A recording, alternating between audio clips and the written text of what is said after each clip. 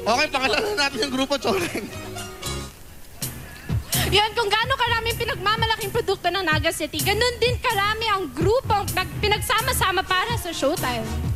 And they are out to prove kung bakit Uragon ang tawag sa kanila. Lilipad na ang 5-7 Dance Company. VTR! Excited kami mag-perform sa Showtime kasi may papamalas namin ang aming talento, ang galing, bilang isang Oragong Bicolano. Ang Oragong kasi sa Bicolano is matibay sa lahat ng bagay. Kahit paborito kami ng bagyo dito, babangon at babangon din kami. Smile pa rin, Naga City Smiles. Ang lungsod ng Naga ay maraming lugar na dinarayo. Dito rin ipinagdiriwang ang Mother Festival ng Bicolandia, ang Peña Francia Festival, kung saan dinarayo ito ng mga turista.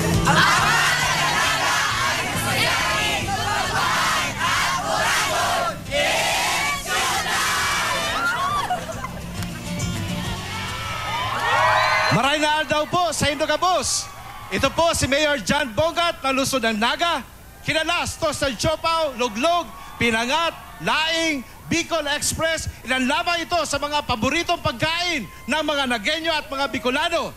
Tuwing Setyembre, dinadayo ang Peña Francia Festival dito sa Naga. I have the honor to present to you the pride of Naga, the 5-7 Dance Group. It's Naga Smiles to the World. This is our show. This is our time. It's showtime!